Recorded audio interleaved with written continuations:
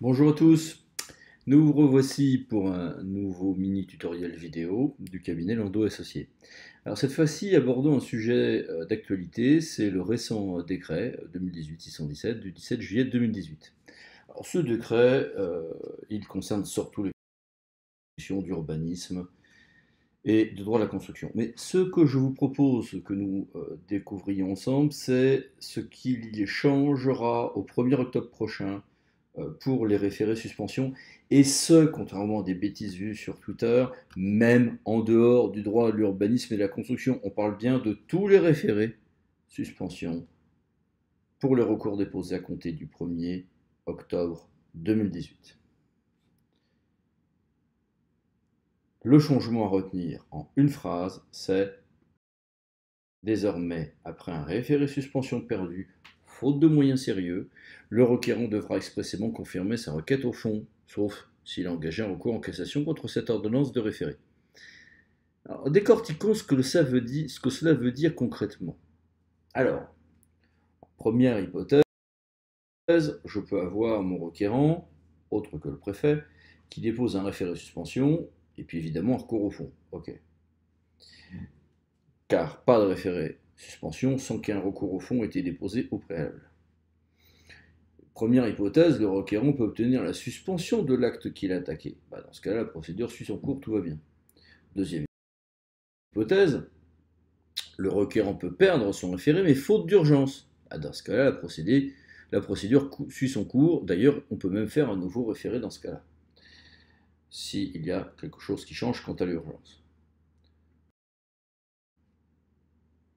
Maintenant, imaginons que le requérant perde son référé faute de moyens sérieux. Oui, mais il a déposé un recours en cassation. Eh bien, là aussi, rien ne change. La procédure suit son cours. Ce qui change, et que vous voyez là, c'est que, en revanche, si le requérant perd son référé,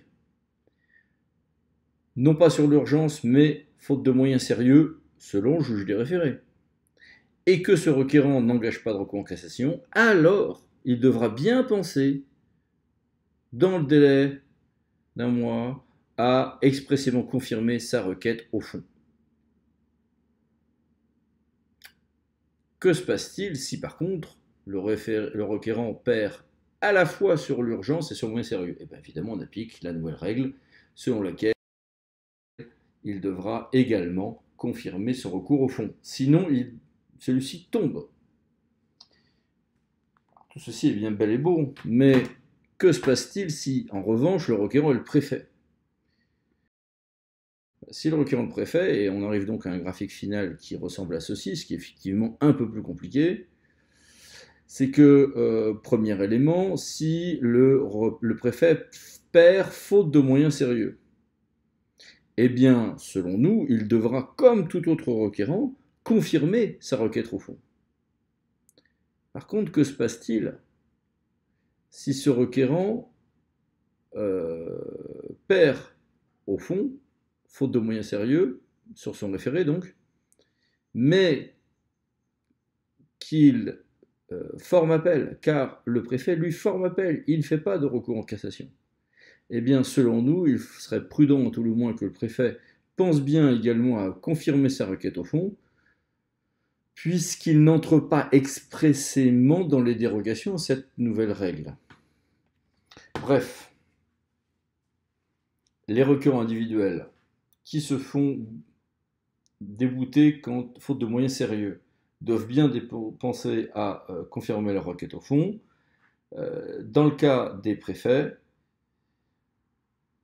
la règle s'applique sans doute, avec un petit débat quand le préfet forme appel et non pas engage un recours en cassation, puisqu'il n'est pas dans l'hypothèse d'un recours en cassation, mais bien d'un appel s'il agit dans le cadre d'un déféré préfectoral dans le cadre de son contrôle de légalité.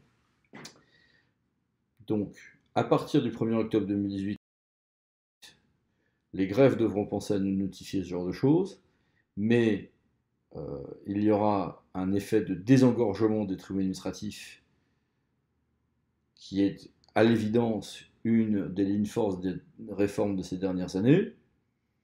Alors, cette réforme peut sembler assez logique.